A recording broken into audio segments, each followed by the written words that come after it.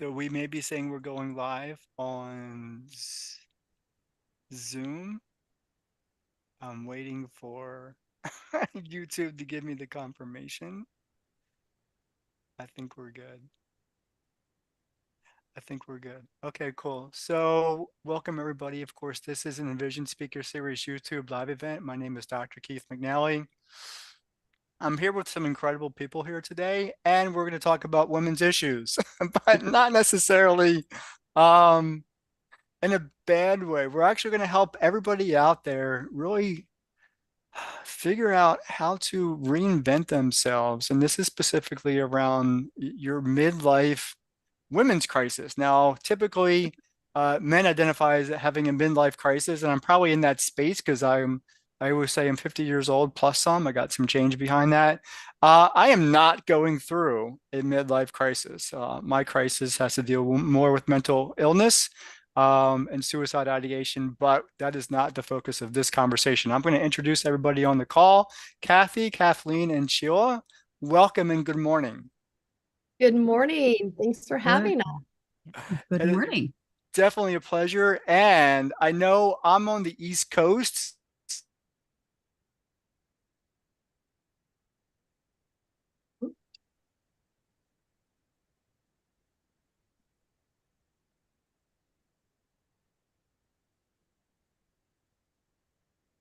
Oh, I think we lost Keith.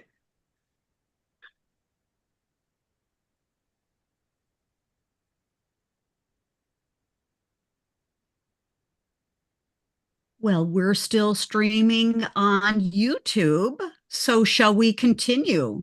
I guess we'll jump in and hope that he joins us again. And so I'll get started as we were discussing earlier. So basically, I'm Cathy Dirksen. My company name is Inspired Tenacity. The big focus of my work. But are we still live on YouTube? Yeah, I think we need to. It looks as though we are, and yeah, we're still on YouTube, and all right, let's keep. I'll carry on then. So my company name is Inspired Tenacity. I focus on supporting midlife women to step into new possibilities and really figure out what they want to do with the rest of their life. Kathleen, how about you? Yes, thank you, Cathy Dirksen. So great to be here with you and Sheila Anderson. I'm Kathleen Caldwell, founder of C-Suite Networks Women's Coaching and Consulting Council, and we've created a community, a global community, to promote, showcase, and highlight coaches, consultants, experts, trusted advisors, and thought leaders. And we promote you, showcase you, and highlight you. And I also have a program called the Women's Success Accelerator, and that's to start, grow, and scale your groups and your masterminds and your councils. So, yep, I love gathering women and men together for greater good. Well, I appreciate that. Thank you. Did you see me back on the call? We did, and we just kept moving. All right, so I do apologize to my my watching and listening audience. Who did what? Cathy, did you introduce yourself? Yes. I did. Kathleen did. So we're up on Sheila. Sheila, go for it. Hi, I'm Sheila Anderson. I own a business called Image Power Play, where I help you raise your personal image to meet the value of your brand. And I do that through creative direction on your personal style and the visual elements of your brands. I work with entrepreneurs, keynote speakers, helping them just become better and more confident in how they're showing up and making sure they don't feel invisible. Well, I appreciate that, all of you. And so again, forgive me for dropping out of the call, but that's why I made you all co-hosts so that we could kind of keep the conversation going. So when we planned this conversation, one of the problems that you saw in your specific areas was that women had a hard time figuring out their value, their space, their identity once they kind of reached midlife. And so let's kind of define that problem a bit more. Let's be a bit clearer on what's going on with women as they reach a certain age. And so we don't necessarily have to pinpoint, this happens at 35 or 40, whatever, but there's definitely a transitional period that women go through where they may not be sure anymore as to what they're bringing to their life, other people's lives. Let's dive into that part of the conversation. Kathy, can you get us started? Yeah, no, I'd love to. I would kind of describe it as, in early life, we have kind of that, our culture has told us our path, that we're to finish school, get married, buy a house, have kids. And then there's this idea that there's a retirement thing that happens later. But we're almost told that when we hit like around 50, 60s, that we become obsolete, that now we should almost disappear in the corner and just, putter. And the main focus that we'd really like to talk about today is that really we need to plan to live into our 90s, and to do that in a healthy, happy way. We need to be mentally stimulated, socially active, learning new things, doing new things. And so really, I would say our 50s, 60s, 70s, 80s is the time for us to be doing new things, stepping into those things that we're excited about. And so there's almost this shift in how our culture sees us at these ages, as not looking at it as a time to slow down and disappear, but a time to really reignite and rediscover what we're going to do next. I love that. And so, what I've had in terms of the conversations since I started this is that very thing. Transition is difficult, but when you do it intentionally and when you do it purposefully, it really changes the game for you, and not just for you, but for the people around you, because you then are really clear as to who you are. And so things start with identity, but I don't want to jump the gun. Let's go to Sheila, please. Sheila, can you add to what we're going to talk about today? Yeah, so women's bodies change just like men's bodies change. And as we get older, right, our skin changes. We tend to, for women, there's menopause and you put on a little extra weight. And so you have all these physical changes. And that's what I see a lot of women struggle with is now you maybe don't feel as pretty or as confident in how you're presenting yourself. You have all these, different health challenges that you're dealing with. And so that just, we have a society that tells us what beauty is or what it thinks beauty is. And so, I tell people comparison is a thief, right? So we just have to be really careful as we grow older. Things are going to change physically. And so how do we, as a personal stylist, how do we address that and make you still feel confident in how you're showing up? Well, how should, and I'm going to get to Kathleen in just a minute, how do we show up? How should a woman show up? And the reason I say that is because I talk about that a lot. That's kind of crux, not just for women, but for men throughout the transitional periods in life, is we don't tend to give ourselves permission to make changes. And so we typically show up with a previous version of ourselves, thinking that's all we got. So finish that thought, please, and then I want to move on. So I think if you look back to all the successes that you've had and you build upon that, and that helps build your confidence, your self-confidence, and you use that as a stepping stone to embrace or empower the confidence you had in all your successes. And we're always different people. I'm a different person than I was in my 20s. I'm a different person than I was in my 40s. So I think if you have to look back at all your successes, and then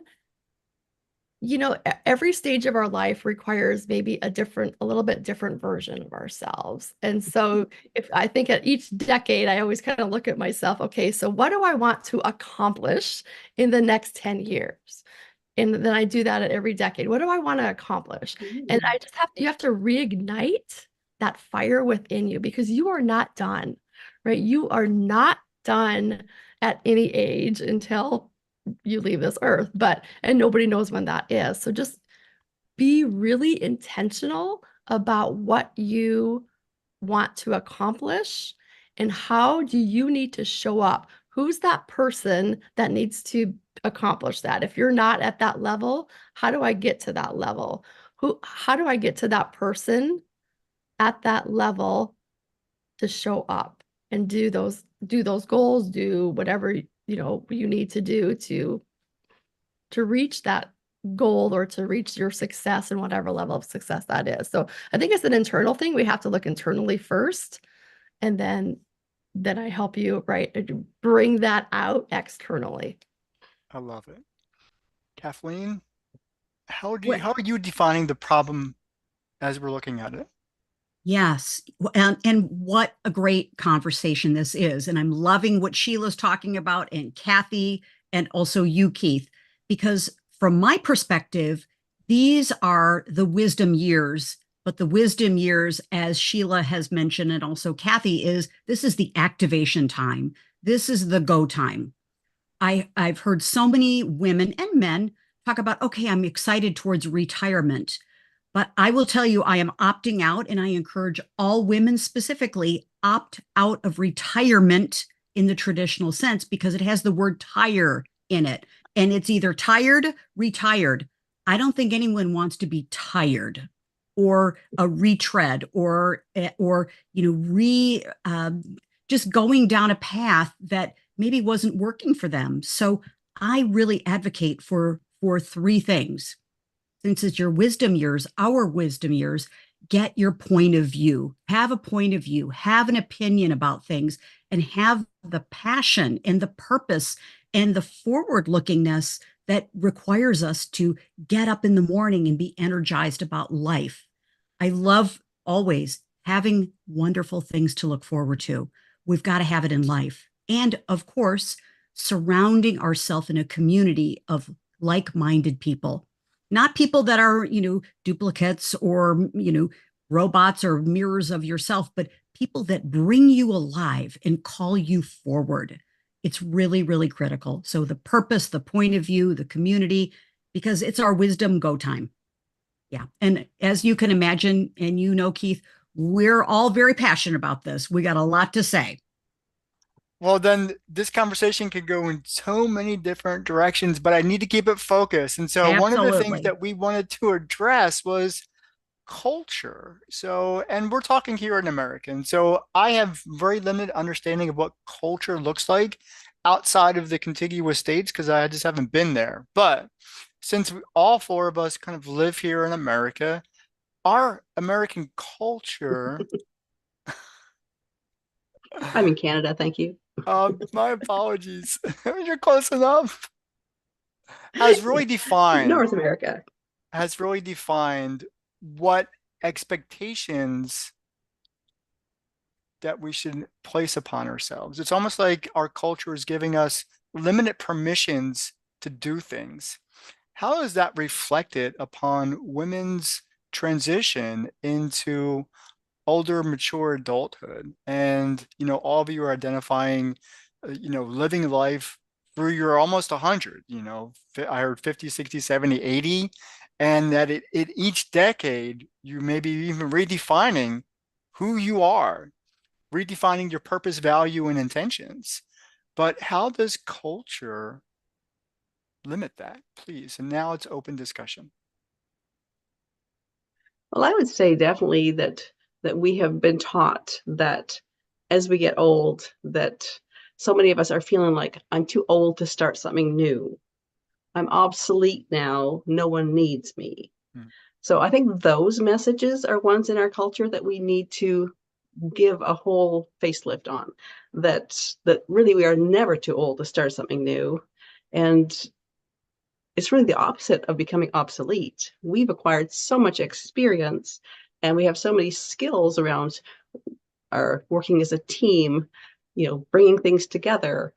Our wisdom that we're bringing to the table at this time is, like I said, the opposite of obsolete.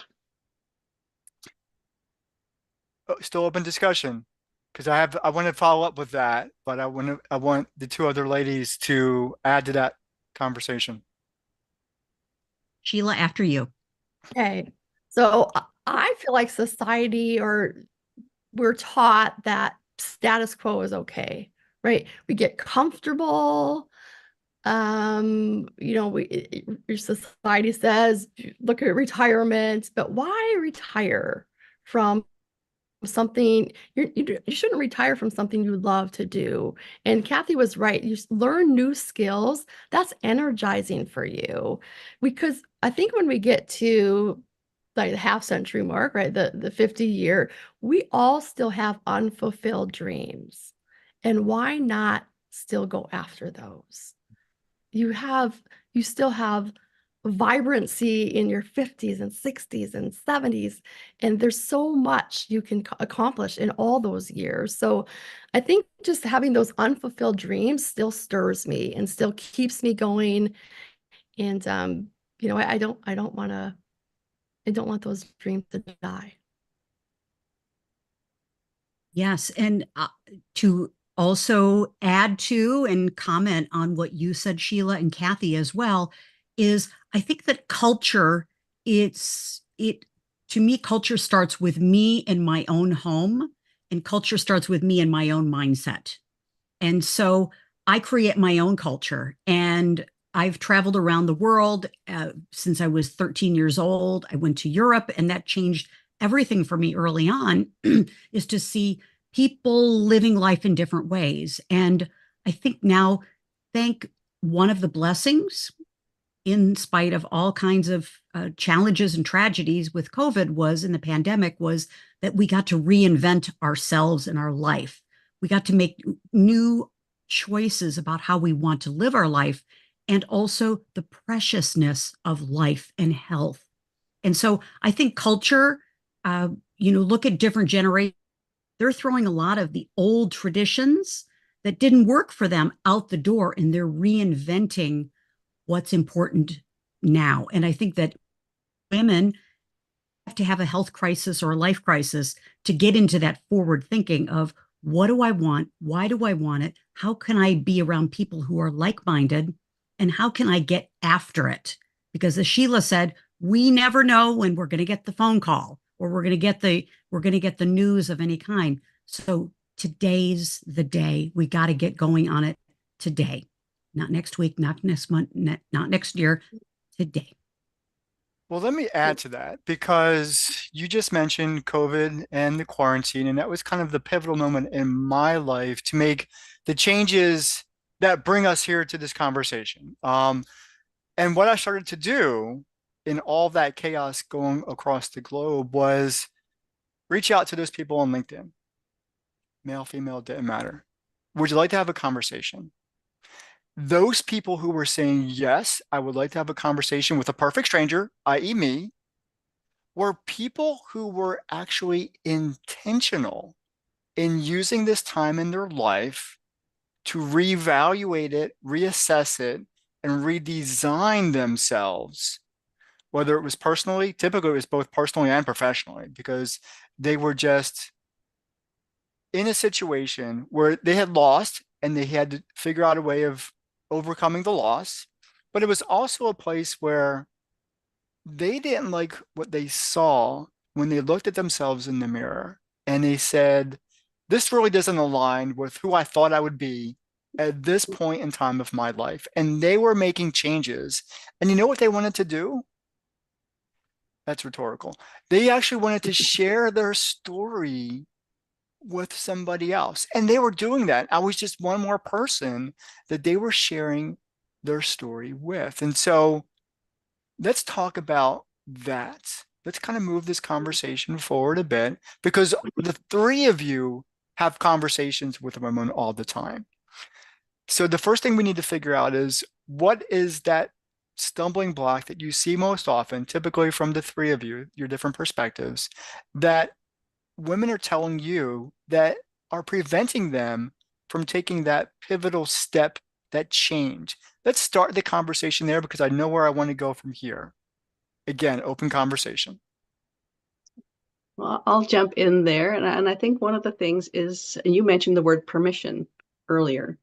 And to me, I think that's a huge part of what it is, that we have these dreams and aspirations, but we don't give ourselves permission to even think about them or allow ourselves to take them on as real possibilities.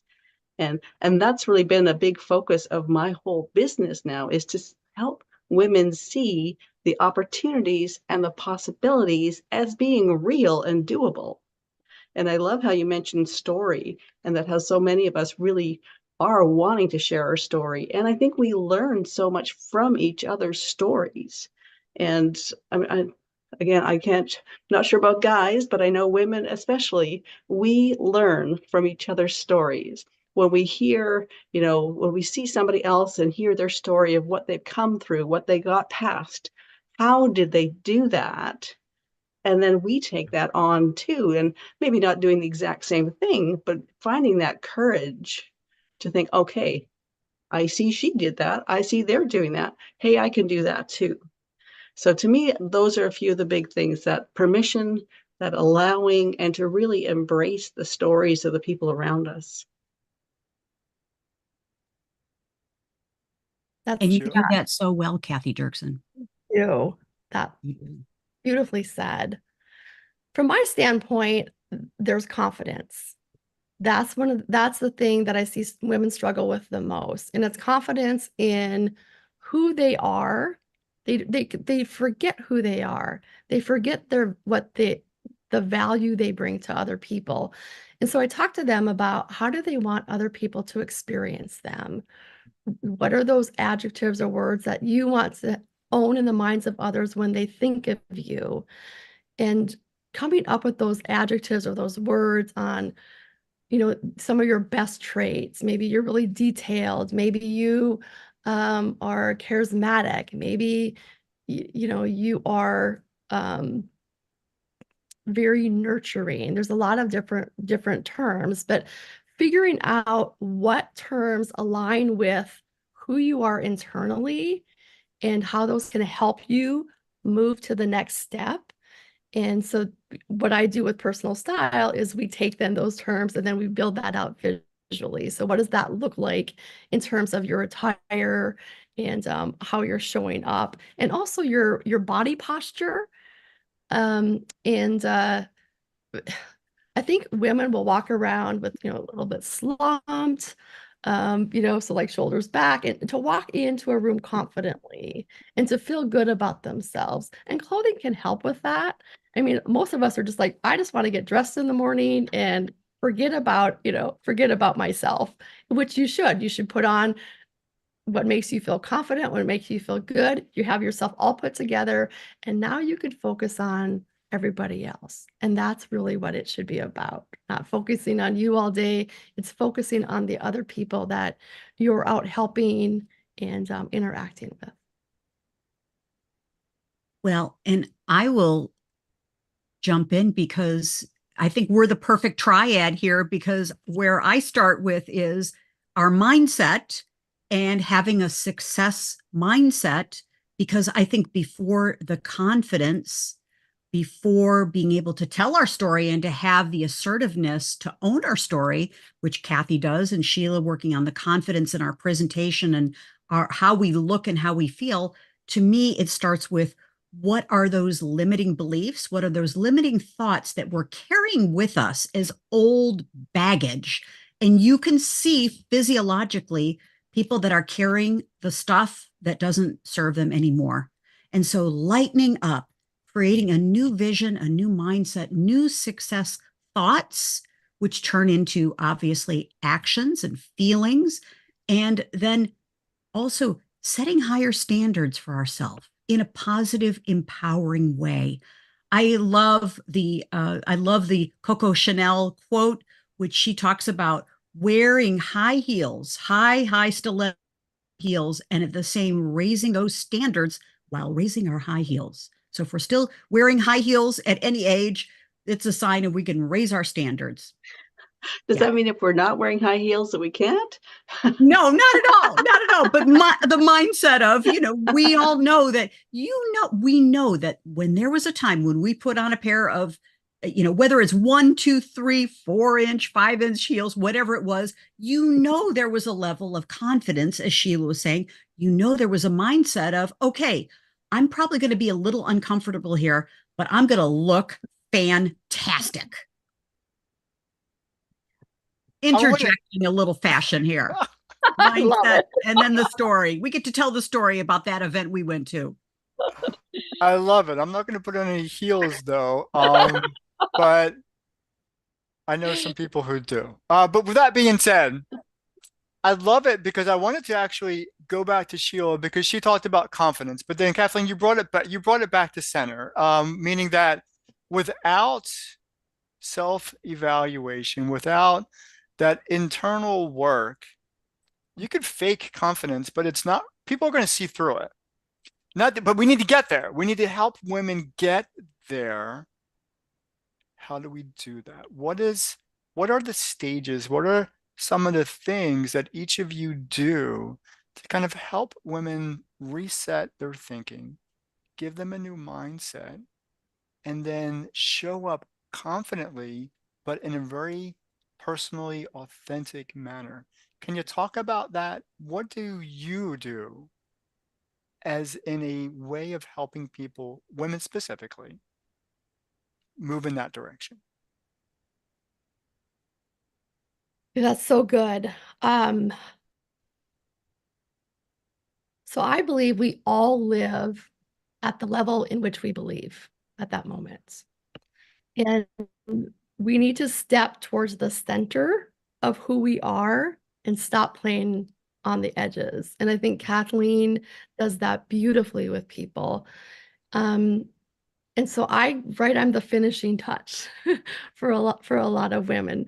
But when I work with people, the first couple sessions, we're maybe not even talking style yet.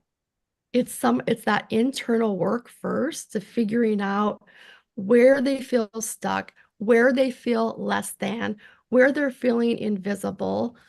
And, we have those conversations, and I have them sometimes write a reinvention letter to themselves and to think about, if you could, what does that your future self look like? And what do you want it to look like? And so we talk a lot about visualization. We sometimes do a vision board, those types of things. But I think visualization is really, really, really important. And when you get to that next level, it should be a rerun because you visualize it so much and you can see yourself at that level. But we all know there's internal work first that needs to get us there before the external elements that I work on as well start to show up, and we can start adding that to who you are. But I think the pain of staying the same has got to be greater than that pain of change for you to do anything. I might ask you to repeat that when we come towards the end of the conversation, because that really needs to be left in the hearts and minds of the women who are watching us. Kathleen, what do you do to help people change, help women change? Oh, wow. Well, and I want to say that the three of us, we're like a Cirque du Soleil performance troupe because we go on the road together, virtually or in person. And each of us, we're the perfect example of co-acceleration, that together we're better together with our solutions. And so what I specifically love to do is energy. It's all about energy. And it's raising our vibration, it's raising our level of energy, and to even go even further than we think is possible. I have a gift that's been given to me that I've cultivated, which is helping women vision into the things that they don't even know are possible, that are like they couldn't even imagine that they could be doing that. And Sheila helps them prepare to get there.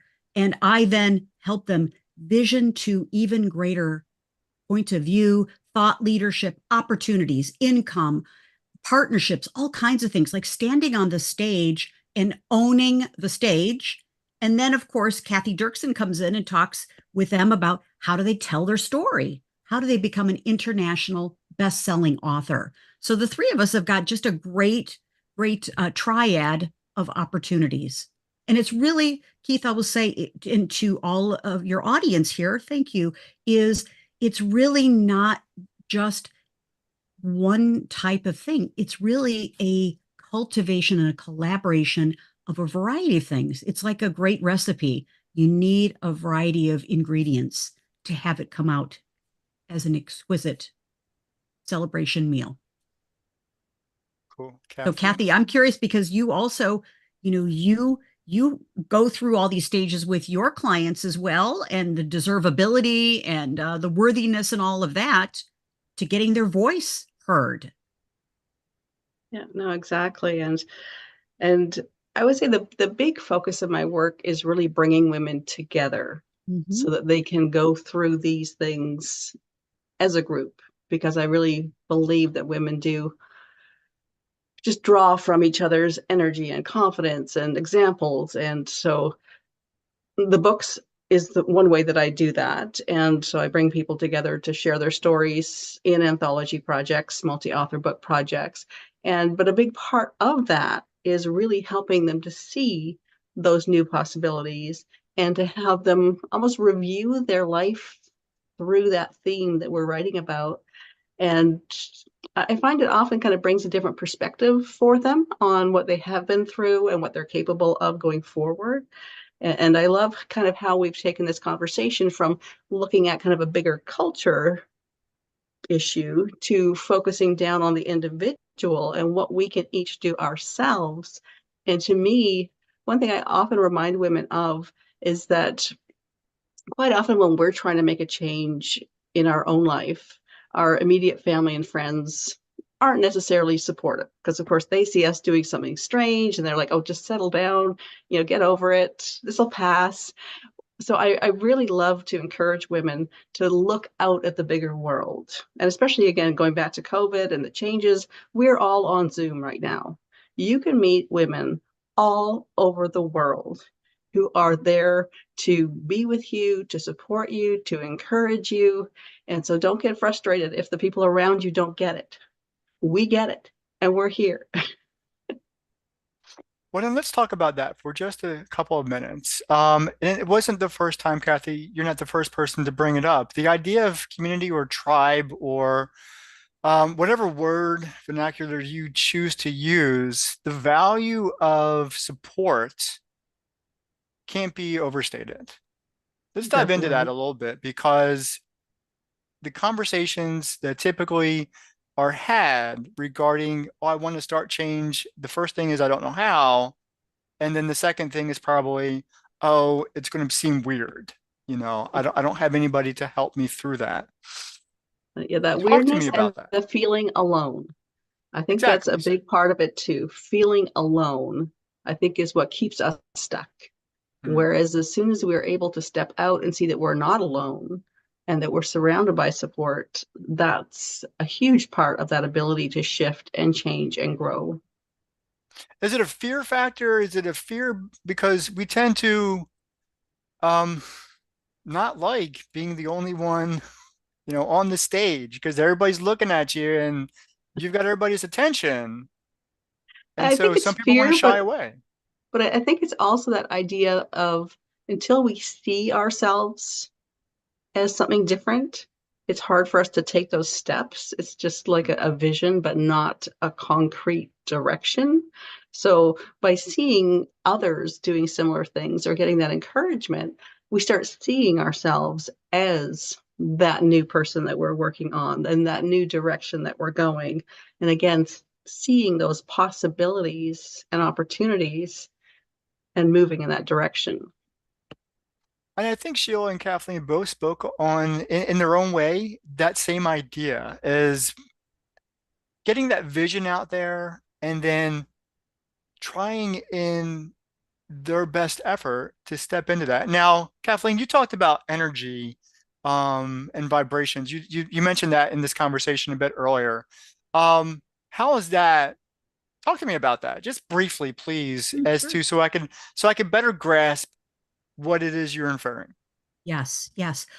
Well, Keith, in my perspective, it's all about energy. It's the energy that we're putting out there. It's the vibration. It's the, Dr. David Hawkins, the beautiful continuing, the power versus force, fabulous tome of a book. Shout out to Dr. David Hawkins. And it's all about vibration. Louise Hay did such beautiful work, and just a role model for me personally. She didn't start her Hay House business until she was 60. And so this beautiful global impact of a company, energy. So it's the energy of how are we showing up? Who are we being? Are we attracting what we want? Or are we in a mode of, hey, don't see me, don't talk to me, don't, that type of thing. What's the energy that we're attracting, but also sending? And I think that that's also, it's so critical when it comes to what Cathy was speaking about, and Sheila as well, is community is critical and mentorship is pivotal. Mentorship. We've all got to have mentors in our life, coaches, consultants, people that are trusted advisors to us, business catalysts, people who see us and help us raise our energy to a higher vibration and also take the actions that are commensurate with what we want. So it's the vibration, the energy, and it's all interrelated. And I think that mentorship, I learned from a very, very young age. I had a mentor when I was 9 years old, someone in addition to my parents, but teachers, people that we can go to whom we admire, we appreciate, and we feel attracted to them in a very powerful way. Yeah. So energy, Keith, we're going to put a little bookmark in here. Energy is the subject of our next conversation with you. I was about to say, I got to come back to that conversation because it's not specific to this, but I think it does need to be addressed. Sure. Sheila, add to this conversation, please. Yeah, that's so good. It's hard to follow, Kathleen. I think. No, it's not, Sheila. You got your own space, girl. You got your own big space. I think what gets people, thank you. What gets people stuck is, right, fear, but not knowing the next step. Like, what steps do I need to take? It feels overwhelming. And so if you find yourself, right, get a coach, get a mentor, get a community of people that will help you stay on track, help you to, keep what the next step is, to put the plan together, those types of things. So I think it's fear and then not knowing what to do, like the next step. You talked about mentorship. And so my grandmother at over the age of 60 became an author for the first time. And I remember, yes, she was my role model. She was this savvy, zesty entrepreneur that I didn't even know what an entrepreneur was, when I was kind of growing up. But she was always buying property, renting it out. She did all types of businesses. And then she had a craft business, and then she was an artist, and then she wrote a book after the age of 60, and she started traveling with her art after the age of 60. For me, when people say, well, at 50, I'm kind of washed up, I'm like, oh my gosh, you could have met my grandma. Her zest for life after the age of 60 was just incredible. So even till she lived into her 90s, and even at 90, she was still traveling around with her art and speaking in schools and teaching kids just life lessons and things. So find a role model, and having a role model or a coach in your life is so, so important, just to keep you energized, like Kathleen says. So that energy and that spark in you, just keep it lit, right? Keep that spark inside of you lit. I'm conscientious of the time, and so I do want to address two more things. And so we're going to take our audience, we're going to bring them close to the target now. And each of you are going to give our watching and listening audience that to do from each of your different perspectives, that to do today as a result of listening to this conversation. What do they need to do differently to start making that change happen now? This is the first of the last. I'm going to jump in with one of my favorite quotes, the Howard Thurman quote, and don't ask what the world needs. Ask what makes you come alive, and go do that. Because what the world needs is more people who have come alive. And so to me, that sums it up so much, that find what that is that excites and inspires you and go follow it. Find that community that supports it. Find other people that are there with you. Be curious, learn more, and just really dig in. Be courageous.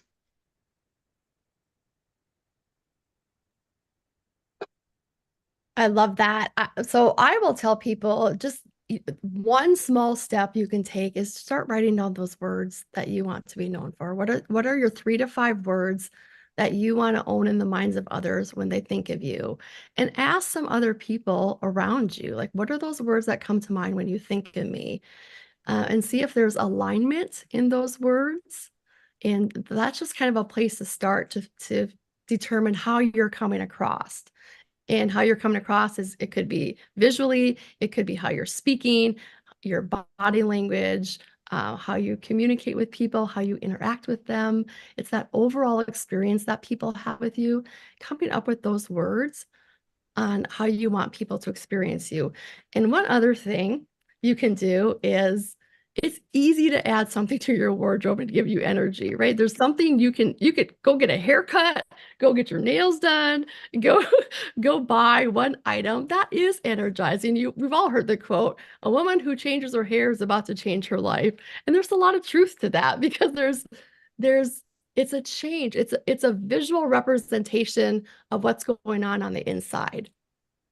Well, real quick, and Kathleen, I'm going to get to you because I know you got something about. Is there like a color or something that women can step out into and say, "Yeah, this is me. You know, this is what I want to be known for. This is going to up my vibration. This is where my energy's at." Well, and so energy, right? Very energetic colors are always bright colors. So put on some bright colors and that helps increase your energy. But pick a color that you love. What colors do you love? And then there's some color psychology, of course, around all those different colors and what they represent. But red is very powerful. Pink is very nurturing. I Mm. tend to wear blue a lot. I'm not a woman, so I'm not not identifying Yeah, as one, blue but is I tend to wear trustworthy. blue. Yeah, blue is trustworthy and loyal. So it's I all love good. it. Kathleen, Oh, thank you. Well, I love get a new lipstick and it'll change your world too. Right, exactly. Big shout out to Keith. We know that MAC Cosmetics will be coming to become a sponsor of yours on your broadcasts, and certainly ours as well. So, I'm looking yes, forward to that. thank you. Won't that be nice? Yeah, That would be awesome. great. Yes. So, to continue on, if you want to go fast, go alone. If you want to go farther and fast, go with the team and go with the community. So that's part of my parting word. Have a conversation with a mentor you appreciate. Just have a conversation and talk about what's possible. Get that vision, that dream going. Start dreaming again in your life. And spend some time, as Sheila mentioned and Cathy mentioned, just spend some time even just journaling a little bit and going back to what it is that really lit you up when you were younger. And what are the dreams that perhaps you put aside throughout your life? And getting back to the root of why are you here? And the phrase about let's not let our music die in us. So how can we express ourselves and be out there on the shaky branch of life? Because that's where the magic happens. Just take a small action. You've all said this, ladies, but do something. Get out of analysis paralysis and just take a small step. And watching your show, Keith, is like a fantastic first step. It's really important for people. So thank you. I totally agree. And so my last go around here was our mission today, our mission this morning was to bring women who feel that they're stuck in life and give them some solutions, some things to do. But the bigger picture is to give them a reframe, not only in the fact that they should do something, but the fact that when they do something, when they can do something, their life literally will change. With that as our mindset right now, all three of you, if you haven't said it in this conversation, say it now because this is your closing statement. Motivate the women that are listening to this conversation to make change happen.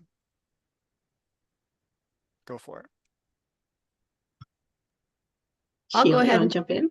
I'll go ahead and start. So you are your most important asset. So Cool. investing in yourself is extremely, extremely important. And something I said previously was when that pain of staying the same becomes greater than the pain of change, that's when you'll take the next step. Kathleen? Yes. My message is that you matter. Everyone matters. It's time to take action on what's important to you, because what's important to you is important to the world. Take a step, do it today, do it now. Right when you're done with this broadcast, take one small step, contact Keith, contact one of us, do All of something us. now. All of us, do something now. Kathy. Thanks. That's perfect. Yes. And I think I would go back to just allow yourself to even contemplate what excites you, what inspires you. And if you're living a life right now that you are thrilled with and happy and everything is what you want it to be, then you don't need to change. But for those of us that are feeling stuck and alone and knowing that there's something else calling us, then give yourself that permission. Allow yourself to think about what is that. And as Kathleen said, come connect with us. We can help. There is no better way to end this conversation than with those three ideas. So let's go ahead and call it a day, or at least call it a morning. I want to thank all three of you for joining me in this conversation. Thank you so much. Thank you. Been our pleasure, Keith. Thank you for holding the space and being such a great facilitator, and for the work you're doing that makes a difference. I appreciate that. And for those of you who are watching and listening, I'll see you next time on the Envision Speaker Series. Take care.